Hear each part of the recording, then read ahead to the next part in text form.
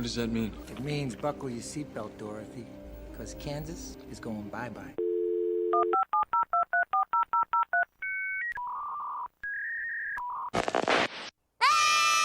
We need the outlet for our rock tumbler. Plug it in! What, the rock tumbler or the TV? The TV! Young people from all over the globe are joining up to fight for the future. I'm doing my part. I'm doing my part. I'm doing my part. I'm doing my part, too. And as for you, I don't know you, but I'm sure you're a jerk. Hey, I've only been here a few minutes. What's going on? By the powers vested in me by the Federal Communications Commission, I command you to get on the microphone in a serious manner and continue this broadcast. You are going to need more than just two media icons like us. You need an army. That's it. An electronic army. If I were us, I'd get on the internet, send out a major distress signal. Get a podcast. So why don't all you little idiots press your faces up against the speakers and blow your brains out? Hey guys, what's going on? You are listening to ThisWeekInGeek.net's RAM, or Random Access Memories, the show where it's about, well, just kind of random shit, and that's how it is. I'm Mike the Birdman, but I'm not alone, as I just kind of throw out topics to whatever, and this one came to me in the middle of the night, in a dream, in a vision, you might say. I'm joined from the great state of New Jersey with Ken from this anime, and I like time travel. Yes! And of course, from the great place, the place beyond space, time, and what else is Troy, Ohio famous for? Besides corn, you and Hen. Let's see, we got corn, we've got, if you want to go not Troy specific, we also have the Wright brothers technically in Dayton, so I think I can claim that. But this is David from Do You Movie. Okay, Dave, it is my goal before the end of the year. I'm going to make you and Hen Wikipedia famous. I want you to be under Wikipedia as notable residents. I feel like he is already on Wikipedia. I think I'm the one that's lacking. I do have an IMDb though, so I'm getting there. In that case, I need to make you guys famous for something bizarre, like most cotton candy eaten in 30 seconds or something fucking weird. So that is my goal, to make your lives that much more interesting. So what is TWIG Random Access Memories? Well, this is just a show where we just kind of talk about whatever. It's not as well structured as Loose Cannon, certainly not as well researched. And it's just kind of our show where me, Dave, Ken, and occasionally Adam can just kind of get together and just literally shoot the shit about almost anything. So, as I mentioned, this came to me in a dream, in a vision one night.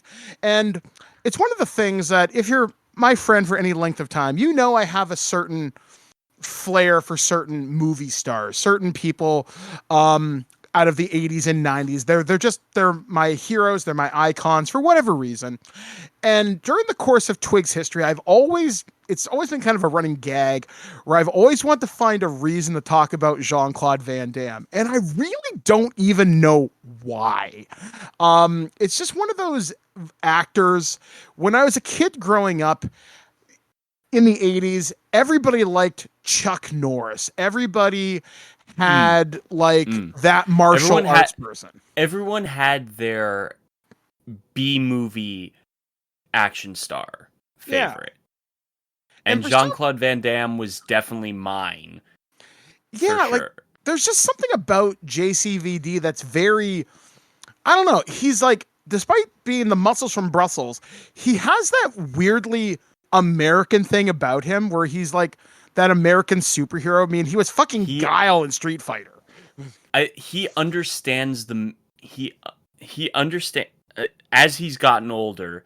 I think he is aged like fine wine because he is fully understood what movies he's in, even if they're garbage. Well, I mean, he literally got a job in movies. His first movies through Canon, he got a job because he would wait hours and hours and hours outside of Menahem and Golem's offices. And then when he saw them at one time, he went and did a flying kick in their face, barely missing their nose by like an inch, and he was in a movie the next day. So the dude knew that he was athletic. He knew that he was acrobatic. He knew that he could do it. I mean, for fuck's sake, he was almost the Predator. There's pictures of him in the suit. Yeah, like it's crazy how much this guy's been in my life for years. And I really wish I could remember what my first JCVD movie was, but I remember the one that made me a fan of his, and it's probably Time Cop. And I've got a weird memory associated with this. Like many movies and topics I've talked about with Twig, there's always a little story. And I remember this was probably, I think my uncle Gord had just died within like a couple of days, and I was at my best friend Quincy's house, and my grandmother, who was his brother, had said, Mike, can you stay with your friend for a day or two? I'm like, yeah, all right, sure. I didn't know what was going on, whatever. So Quincy's dad had rented a couple of movies for us, and I remember we rented a random UFC tape with Ken Shamrock. Okay. I remember, I want to say the Transformers 1986 movie, and I want to say the other movie was Time Cop. So this would have been about 94 or so.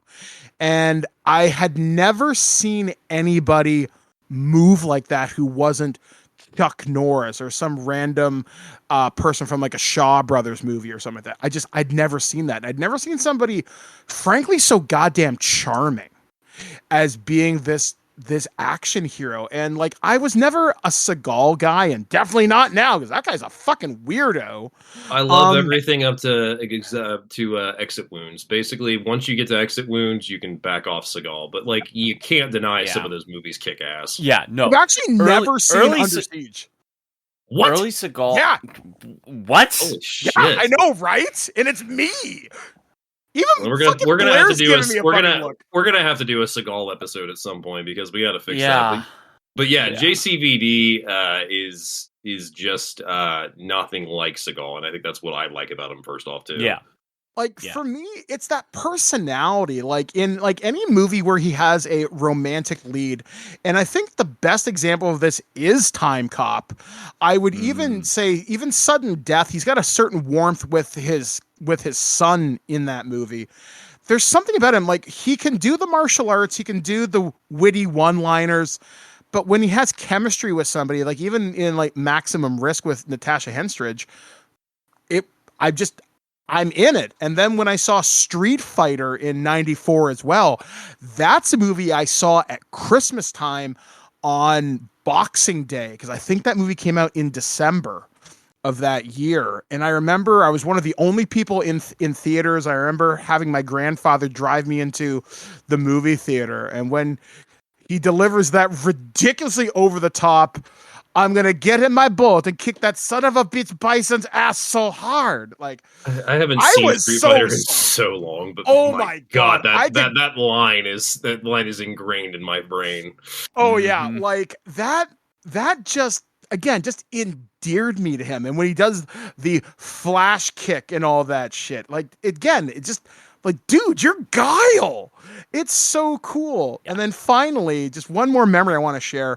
This was in college. So I was working with my friends to do something at the Bloor Street Cinema at the time, which is a very famous movie theater in Toronto. I think we were shooting a movie or something there.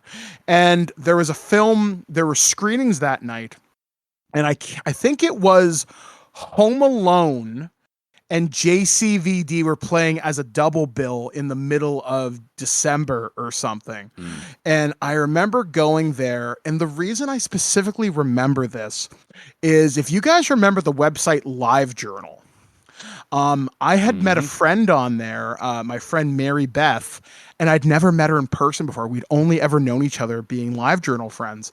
So around this time, I'd been with Blair maybe a year, maybe a little bit less, but me and LiveJournal had a very big connection because it was a very part of my life for about 3 or 4 years. I journaled every day for about 4 years. I deleted it when I broke up with my ex, but one of the people I kept in contact with was Mary Beth. We found each other on Facebook, and I said, hey, I'm going to be in Toronto. I'm going to go see this movie. And I didn't expect her to show up. So I go see Home Alone. I go see JCVD. I have an amazing time. And just as I'm leaving the theater, I get tapped on the shoulder. And this woman comes up to me, goes, excuse me, are you Mike? I'm like, yeah, who are you? I'm Mary Beth. And I'm like, holy shit, you're real? And it was just one of those moments where I remember just giving her this giant hug, and I'm like, holy shit, I never thought I'd ever meet you. And that was the power of the internet to me, that a connection was made over JCVD. And we still talk today. In fact, I think her mother or her aunt owns an alpaca farm. They named an alpaca after me. And I still have a coupon to go visit this alpaca who's named Odaisy Bing, which is my name in Ojibwe, which means heart of the river. So there's a cute little alpaca that has my name on a farm right now. So indirectly because of Jean Claude Van Dame. So with you guys in your history, where does your history start with this? So mine would probably start with TV. Cable is absolutely where I saw Van Damme first, because USA specifically, and I think even Sci-Fi loved to play a lot of his movies. When Sci-Fi was kind of in that transition period of, we're not just horror and sci-fi movies, we also show like really violent action films from time to time. I will say, I think the first movie that I came across of his was either a toss between Street Fighter or Cyborg. And I know for a fact I've seen Street Fighter numerous times on USA, so wouldn't surprise me if that was it, because I was a kid that grew up playing Street Fighter. So seeing the movie of it, finding out there was a movie of it, I was just like, holy shit, this is awesome. And then I'm like, wow, this movie's bad. But I think what really attached me to JCVD early on was the overall violence that he could have in his movies. Now, given I was watching these on TV, but like for a 7-year-old kid who comes across Sudden Death or Hard Target, you're gonna be in a freaking whirlwind of violence. And that's one thing that I've always loved about his movies, is the violence is so over the top, but at that same time, it's not taken seriously a lot, because most of his movies, depending on what the plot is and whatnot, JCVD is not a serious actor. I'm sorry. Like he's a good actor. He has never taken himself seriously in an ounce. No, and that's what makes it work for him. So like when you have him fighting a mascot in Sudden Death, or you have him running up with a freaking pistol and firing it several times with his fingers very quickly, running towards Lance Henriksen. Or him fighting Mickey Rourke in the Colloseum. Yeah. Or him doing a flying kick with a knife boot and slicing a guy's throat in Cyborg. It's just like, the violence was always comical, but it was always so insanely like graphic too. So I remember that being something I latched onto, because one thing I'll say early on, because I'll just go ahead and get this out of the way now. Like Sudden Death is one of my all-time favorite of his, and probably is the favorite. I have a theatrical poster from it and everything, and I just got the 4K recently. What I love about Sudden Death is simply the fact that that movie said, oh, we know Die Hard. What if we made our villain 10 times more heinous, the body count 10 times more higher, and the stakes 10 times larger, but at the same time, like, you know that there's not any danger when it comes to, like, the actual basis of him and his family in this movie. Like, it's just, you are in for a good time, no matter the movie with him. Sudden Death especially, though, is just a pure portrayal of JCVD to a T, because he does fight a penguin mascot at one point. He does have in his movie a Zamboni come out that runs into a cop car full of bodies of undercover cops that they killed. He does have a helicopter go fucking backwards into the dome of the hockey rink at the very end of the movie, hilariously. Like, the movie's violence is so insane, and that's what you get in all these JCVD movies, but it works because he is so insane as well, and like the premises are so insane, and everything that works for these movies is based on a level of hilarity and absurdity. That is Portnoy, what I would say 100%. Like, one thing, I'm honestly surprised no one has tried to do a riff on Sudden Death. I can't remember who I was chatting with. Maybe it was you, Dave, but I'm not 100% sure. So I was watching the Super Bowl for the first time this year where I actually gave a shit. Like, I'm an Eagles fan through and through now. And I remember when we were talking about this show in its very earliest form, I was like, why has no one done a Sudden Death riff at the Super Bowl? And like, you could do that. Like, again, you could even have the same thing where like the president shows up, or, you know, a bunch of foreign dignitaries, and you have the same idea. Maybe not a fire inspector, but maybe someone who is like a former sportscaster or something. The closest that we've gotten to that I can recall is Dave Bautista did a film that is basically a remake of Sudden Death called Final Score. Oh, it takes place at the World Cup, and that is a World Cup. Yeah, or is it rugby? I can't remember which. It's either soccer or rugby. I think it's rugby, possibly. Yeah. And it is that level of a serious game. You've got Pierce Brosnan in that. Final Score, I will highly, highly recommend. I think that's a really, really fun movie. But no, you're not wrong. I mean, I think what I love about Sudden Death especially is the fact that you have Powers Booth as this villain. And he steals the movie because of the scenes with Van Damme's daughter. Because he is a son of a bitch to a T. He is an ex-Secret Service agent that is hacked into this whole like hijacking of the vice president's box at the game. He's moving money around in these accounts. But he's executing people every hour that they don't get money, and he does not, and I mean does not, lie about that. He kills so many people in this movie. So when you have Van Damme's daughter get apprehended by one of his henchmen and brought into the box with him, and she's facing off with him in several scenes, you're scared for this little girl, even though you know that's like, they're not going to kill this little girl. Like, there's no way that like Powers Booth is just going to like up and kill this little girl. But like, they make you question it a couple times because of his intensity and everything with this. Same thing with Hard Target. You have Lance Henriksen and Arnold Vosloo as the villains.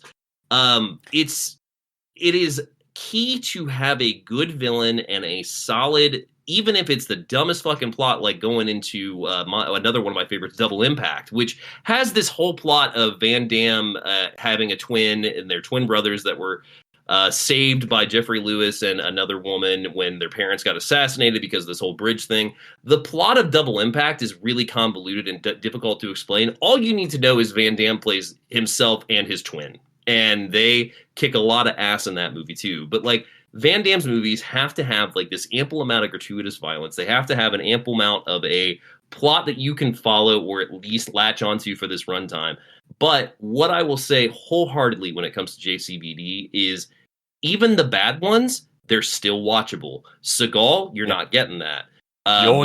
Michael Jai White, who actually did a movie called Welcome to Sudden Death that I sat through, and I did not log because I was like, no, I'm not telling anybody I watched this movie until I said on this podcast just now. It's just like you have a certain amount of guarantees with JCVD that you do not get with some action stars. And you're talking to somebody that loves Die Hard, loves Lethal Weapon, but you cannot deny the fact that some of these movies really are mean and brutal and over the top to a point that you just can't even expect, let alone believe you're watching. Oh, sorry, Ken, go ahead. The one thing that I love about him as an actor is that when he played the villain in Expendables 2, he killed the one he killed Liam Hemsworth in the most JCVD way. Yeah, no, he absolutely did. That's where he kicked the knife in his chest or something? Yes. Yeah, that is exactly ridiculous. What he did.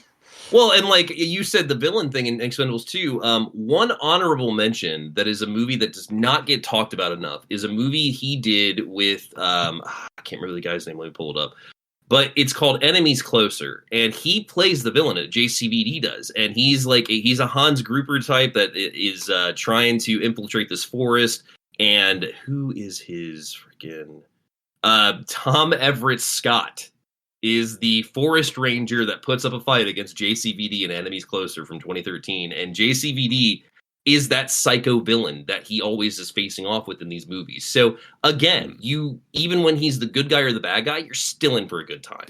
Oh yeah. Like, the thing that I think really captured me about Van Damme, and specifically action movies, like, I love dumb shit, and usually dumb stuff that, stuff you'll find in like the dollar bin sometimes. While I like to, my time is usually very valuable. I don't get a chance to goof off and watch really dumb stuff unless it's for the podcast. But when I was in college and before that, I used to watch a lot of movies with with my roommates, and often a lot of them would be Jean Claude Van Damme movies. And what I realized is most of JCVD movies, as you mentioned, Dave, are so ridiculously over the top. They feel almost like a Simpsons gag parody because they're so dumb. Because he owned the direct-to-video market, and that was where you put those movies out. So, I mean, you get to the late 90s, or not even be late 90s, but like mid-90s. He was owning that direct-to-video market, even towards, with his theatrical one still going in theaters, because I think his last theatrical, if I'm not mistaken, is it Time Cop? No, Street Fighter. Oh, nope. Sudden Death, no, Quest. No, shit. Okay, no, I'm wrong. He keeps going. Yeah. No, I'm talking about before he got to his direct-to-video era. Oh, yeah. I think even Knockoff was in theaters, and that's 98. Desert Heat. Yeah, it's hard to even tell where his direct-to-video stuff even went. I mean, it's just like he had a lot of movies, and I think that's also what people forget is when I say I watched him on USA, that man owned USA. They would premiere new JCVD movies on USA, for Christ's sake. That's insane. Well, because he was because again, they were pretty easy rights to get. Oh yeah. Well, and also he put numbers in on the board. He put butts in seats because most people would sit down and watch a JCVD movie for that matter. I mean, Jean Claude Van Damme, you can laugh at him in the same ranks, like I said, as like Michael Jai White and Seagal and all those guys. He laughs at himself. He laughs at himself, literally. And so, like, yeah, there's definitely some videos of him out there that are not in the brightest light of his alcoholism and whatnot. But regardless of that, the man made some entertaining stuff. And like you were talking about Time Cop. Time Cop is a movie that really, in hindsight, doesn't make a lot of sense in some aspects. Oh, yeah, no, you start breaking down the plot and you're like, wait, what? Well, one of my all-time favorites is the whole concept of him going back in time and stopping people that have crossed into time to kind of take advantage of things. You're telling me that in the 1920s that a hole opened up and dropped this guy from 16 stories onto the street, and that didn't affect anything in time? Like, yeah, you punished him because, he broke the law and he did the stockings and whatnot, but like, you literally made him appear out of thin air, drop in front of all these people, and that didn't affect history somehow? I was about to say, yeah, like, that's like, dude, they think they would teach you this stuff. But like, and that's another thing too, like, when you talk about Time Cop, you get a memorable villain in Ron Silver, which there was like a gag where like Ron Silver played Ron Silver as like a bad guy in like some YouTube skit. I remember, as you mentioned, Powers Booth, Lance Henriksen, Arnold Vosloo, which again, I remember, I think this happened after I talked with like you and Ken at some point, but I'm like, I want a buddy cop with Arnold Vosloo and the other guy from Titanic, Billy Zane. Yeah. And I wanted it to be called like Bald Justice or something. Well, and Peter Hyams is the director of Time Cop, Sudden Death, and Enemies Closer. And Peter Hyams' Van Damme movies, like I said, are some of my faves as well. But then you got John Woo, who directs Hard Target. It's kind of that whole thing of you had the right people at the right time. And one of my favorites that doesn't get talked about enough, honestly, have you guys ever seen The Death Warrant? Yes, but it's been many, many years. Death Warrant has probably one of the darkest plots of a Van Damme movie. Spoilers. It's a prison that's running in black market organs. They're killing prisoners directly in these like cage matches and then selling their organs on the black market. Like, where are you going to get a plot like that other than a crazy 90s action movie? But the thing with Death Warrant and that plot, A, Mitch Pileggi's your bad guy. B, you've got a movie that you consistently stick with because of the fact that you have JCVD thrown as an undercover into prison trying to find this out. And it's just like, oh yeah, well naturally now he's going to save the day. It's no matter the plot, you can still go along with him because he's fun to watch. Even if the characters or the script or the writing isn't good, it's still a fun time, whether it's a six-pack movie or whether it's with friends. JCVD just has these moments in these movies that you do not get in any other film. I mean, for fuck's sake, in Hard Target, he literally blows Lance Henriksen up with fireworks at the end. I mean, look, I have a soft spot for the ending of Double Team simply because it is the most outlandishly stupid ending I have ever seen in a movie. You mean Double Team, where JCVD teamed up with Dennis Rodman?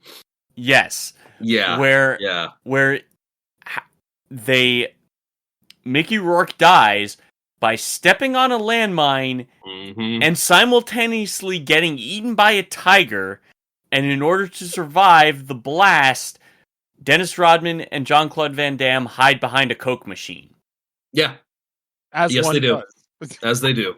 Well, it's like it's funny too, because like Bloodsport is like one of his most hailed movies. It's actually the one I watched the least. I don't dislike Bloodsport, but I think Bloodsport's kind of boring for the most part. I get Bloodsport is boring for the first like half of the movie. Yeah. Well, I mean, when they get to the Kumite, obviously it's gonna get, it's gonna intensify and whatnot. But like, I don't know, like if you gave me a choice between watching Kickboxer or watching Bloodsport, I'm watching Kickboxer, because Kickboxer.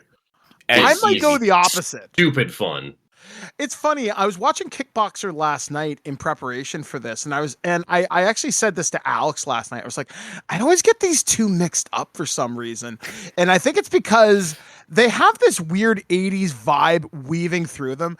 They both have songs by Stan Bush, which is you get Streets of Siam and Kumite, or sorry, Fight to Survive, and it's like, again, those are banger 80s songs. One thing I think that I don't think JCVD gets enough credit for is inspiring people to look at martial arts in a different way. Chuck Norris was the 80s person, but it was always that high patriotism bullshit. I will say it here and now on this podcast. I went through a phase where I watched every single one of Chucky's movies, starting with like fucking Breaker, going through to what's the one where he has the black sun? I think it's A Force of One. Good Guys Wear Black, like all those early ones, all the way through like Invasion USA and into Top Dog and all that stuff. He has, and I will say this verbatim right here now, he has 5 good movies, if that. Oh yeah. And Silent Rage, Invasion USA, Sidekicks. Actually, I really do like Sidekicks. I think Delta Force is boring. I think the first Delta Force is not boring. I think it's too long of a movie. I think the plane stuff. The plane stuff is fantastic with Robert and what's her face? I cannot think of her name, but the hijack stuff's great. Delta Force 2 is very forgettable. Missing in Action is very forgettable. 2 and 3 is very forgettable. I think that when you have somebody that has charisma like JCVD versus, even Seagal or Chuck Norris or any of those guys, JCVD knows what the assignment is. He knows he's funny. He knows that there's dark humor in these scripts, and he plays into that. I mean, he literally punches a snake at one point in Hard Target. Yep. Sorry, Ken, go ahead. But and also JCVD is much more. He relies a lot more on his kicks rather than his fists, and I think that's what also attracted me to JCVD. And he knows how to hone in on adventure too, because one of my favorites that I haven't watched in a while, but I just remember being like, why does this movie have such a low rating? Is The Quest.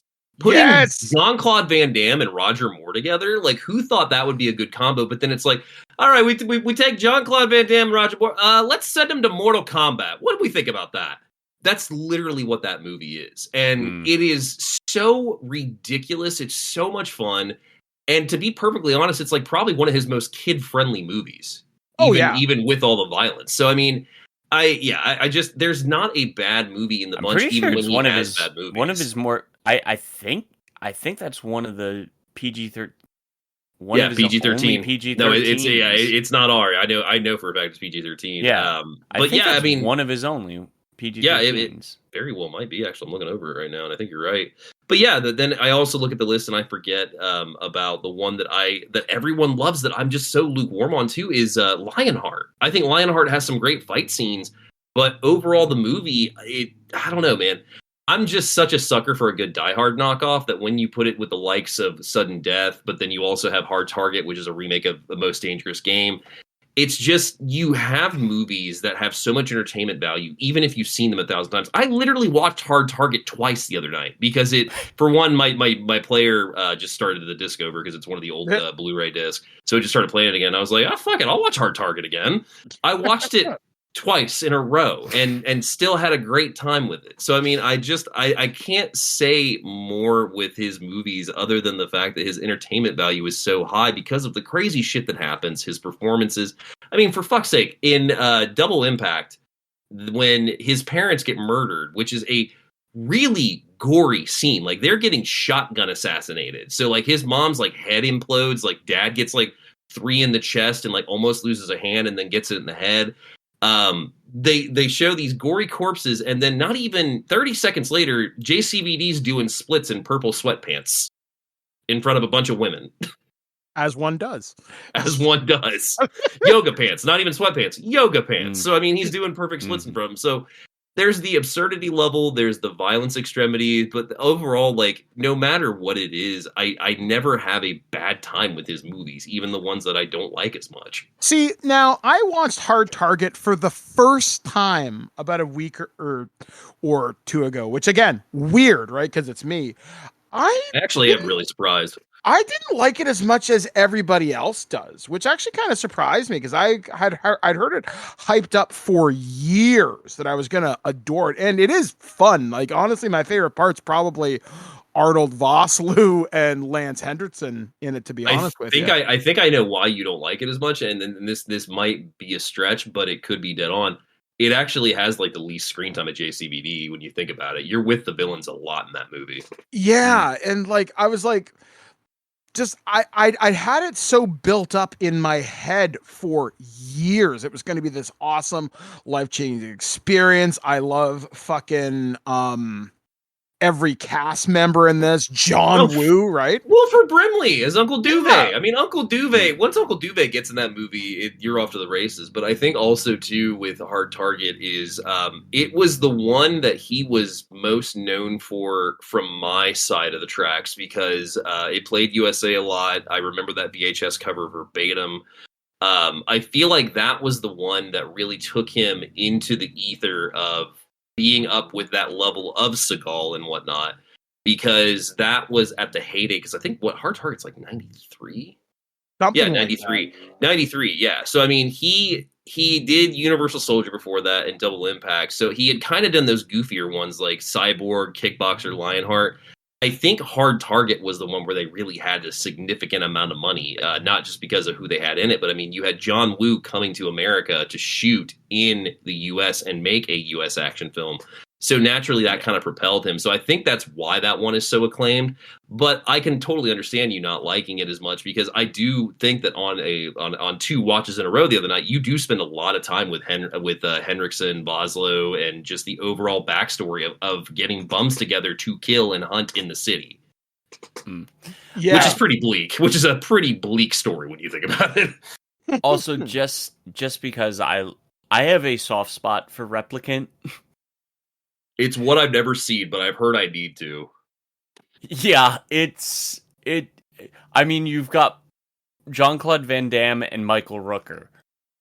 Look, Knockoff, you have freaking JCVD and Rob Schneider, and I didn't even know about Knockoff until listening to Junk Food Cinema podcast recently. I was just like, that's the thing is like the man has so many movies that you really aren't going to run out of them anytime soon. And again, like I do remember some of these premiering on USA, like In Hell, Wake of Death, The Shepherd, yeah, Legionnaire. Yeah, I mean he cornered that action market for a good bit, which is and he rightfully deserved it because he had the fucking body build, he had the athletic, he had the stunts, all that stuff. But also he was genuinely a guy that wanted to be in movies and loved being in movies. Like, the fame definitely went to his head a little bit, as one could say, with the drugs and the alcohol. But I mean, unfortunately, that happens in a lot of cases. But one that I've actually seen the least, honestly, I think I've seen it one time, is Universal Soldier. I was actually just about to mention that one. Yeah. I remember the fight between him and Dolph Lundgren's really great in that grocery store to a T. And I remember the final finale, like on the farm when it's raining and whatnot. It's really cool. But yeah, that movie just kind of was so, either early or late in my JCVD because I really did not get into him until college. Even though I'd already seen a lot of movies like Street Fighter and whatnot in the USA. I remember I was house sitting for a friend and they had Encore and Sudden Death came on. And I was like, holy shit, I have never seen this from the beginning, let alone uncut. And, blew my mind, loved the movie. I could not believe how insane it was. Except what's funny is, too, I still have a false memory, even though I've seen this movie multiple times now. I still have a false memory of watching it one time and the stadium, actually being on fire and, separating. And, there's a whole scene where, he jumps across, these collapsing stairs to get to his son that I had in my brain that is not in the movie at all. So... but no, I think it's funny when I actually really didn't get to him until about almost, let's see, it would have been 2011 or 12, so about 13 years ago was when I really started getting into JCVD, and I still have a 5-film Blu-ray pack that has Sudden Death, Hard Target, The Quest, Street Fighter, and Lionheart on it. And given I cycle through Hard Target and Sudden Death, but again, there's not a single movie in that pack that I dislike. I just think Universal Soldier is fine. I think if I found it early on, which is funny because that's the one that I had on VHS as a kid. So that was probably Hard Target and Universal Soldier were the two I had on VHS. So it's funny to me that those are the ones, that I stick with. I remember renting Universal Soldier when I was a kid. I remember renting that and Encino Man in the same weekend when I was a kid. I remember that was my Friday night ritual. I'd rent 2 movies from the local video store. I'd buy a bag of chips and a bottle of pop and I'd have myself a great night to myself. And Universal Soldier, you're right. It's kind of mid. I went to rewatch it the other night and I got bored 3/4 of the way through it. But one thing I really like about that, and maybe it's because I like Roland Emmerich as a director, is that movie has such a look to it. The look of the Unisols, I think it's such a simple costume, but it looks so fucking cool. I feel if I remember correctly, it was very moody looking. It's very blues and very foggy at times even too. I remember that. And it's just what I remember most about Universal Soldier was it ending and being that was a good movie. And I remember that final fight sequence and whatnot, but as far as having the desire to go back and rewatch it, it's just so low on my poll, just with Cyborg. Cyborg's one that I know that I revisited at least 2 or 3 years ago. And Cyborg is the one that played on USA constantly. I remember the scenes of the barbed wire around his hand and his family being killed and everything. And there's a good movie in that movie somewhere, but it's just at that era where canon was really starting to lose its steam, and you can tell because that movie is just a big fucking mess. I remember another movie that kind of sticks with me, and I still use this line in my everyday talk. I'm pretty sure you guys have even heard me say this. So in Universal Soldier 2, that's the one with Michael Jai White and Bill Goldberg, basically the most 90s cast you can possibly imagine. So at one point in the movie, Michael Jai White becomes a Unisol. He's this computer program called Seth. And I can't remember what the lead up to this line is, but he's on the other hand, fuck you. And for some reason, I still say that today, 20 something fucking years later. And I just remember one of my local video stores had a poster for Universal Soldier 2 for 20 years before the store eventually closed down. I just remember that so crystal clear. And the Universal Soldier, I'm surprised how long that series went on. There was a TV movie. There was a Time Cop television series that is considered lost media. Yeah, it was. It used to play on Sci-Fi a lot. They ran that Time Cop series a lot because it was one of the situations where I was channel surfing and saw on the TV Guide channel the Time Cop was on, so I turned it over and it was the movie, which I did not know about. It's holy shit! It was a movie first, and then it's got this TV series because I remember there's an episode of that TV series that sticks with me as a kid. But Yeah, I remember the Time Cop series being first in my life before the movie, which is even funnier when you think about it, because I feel like that movie was really, really popular for a good bit. Oh yeah, like I just remember it again being everywhere. Like I used to get USA Network over the satellite dish, and I think that's where I first saw it, or something. I don't know. I can't remember. Maybe I'm remembering it wrong. But anyway, like yeah, like you don't have stars like this anymore.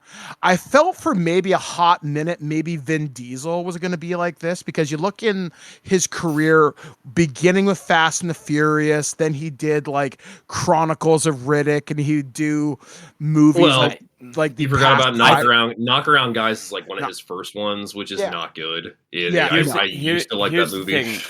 Here's the thing with Vin Diesel. Vin Diesel has his head up his own ass. Oh yeah, well, he always has. I mean, even his his early Street Sharks audition video. but also, do you know his dad was a theater owner in New York? So yeah, he does have his head up his own ass. Yeah. But I mean, like, I think with Vin Diesel, the problem in regards to not even just bringing the ego into places, Vin Diesel, he could never lose a fight.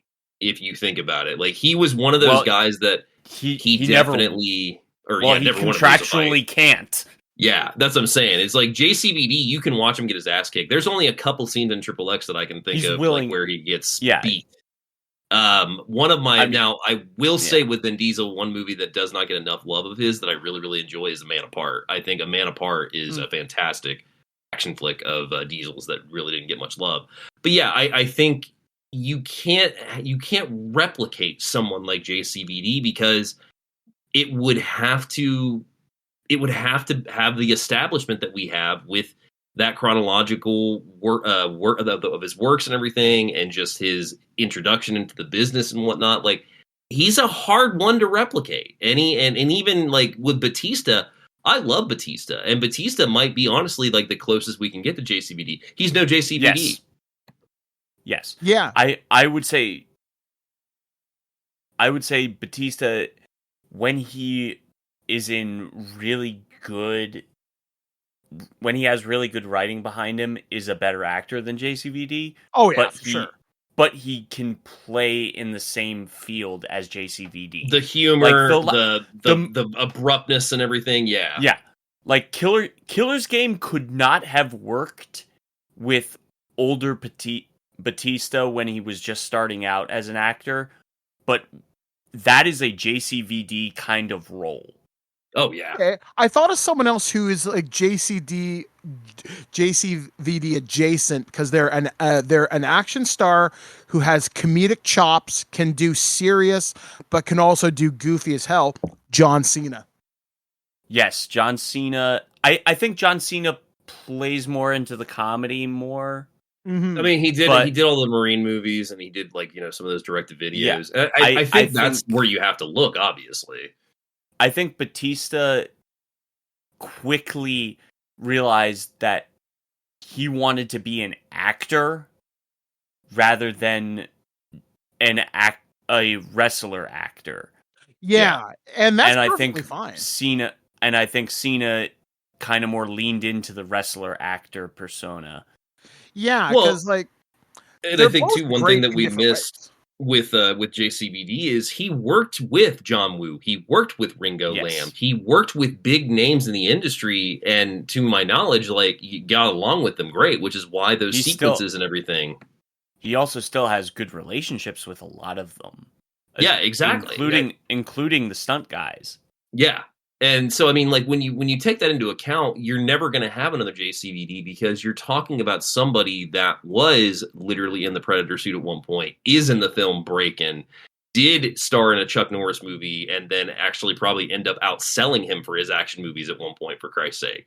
So, I mean, it's really interesting to think about his whole start in the industry to where he has come from, to the rough periods, the good periods, the bad period, like all that stuff. Regardless, the amount of works in his name that are genuinely decent, watchable, fun films is really hard to find for a lot of those direct-to-video guys. Yeah, like it's it kind of makes me sad that we're not going to see someone exactly like him, but I still have a wonderful catalog of his movies, DVDs, and Blu-rays. And he's still making them. Yeah. I mean, he is on my list of people I would love to meet someday. Like, this past summer, I met Peter Weller, and I never thought I'd get a chance to meet one of my heroes. JCVD's definitely in my top 3. Him and Jason David Frank got into a fight once. I know that much. I'm going to give that fight... I don't know who would win that fight, honestly. There is no video of it. But there are several pictures that you can find of Jason David Frank choking Jean Claude Van Damme against a wall at Cannes. Oh, man. And it's not a pose for, like, fun, happy go times. Like, they are beefing. Wow. The Unisol versus the Green Ranger. Who wins? You decide. Anyway, now that I've doing my own epic rap battles of history. So guys, that's going to bring us to an end of this version of RAM. Just one of those random ideas that kind of came to mind. I'm sure the next show we'll make up some more bullshit and you'll enjoy it. We're going to have to do an episode solely focusing on the good movies of Seagal, like 90s only inclusions, maybe early 80s. But those first 7 to 8 movies are really solid flicks. So I will say that even if Seagal is a piece of shit and I'm not a huge fan of him, you know what? I still love his movies.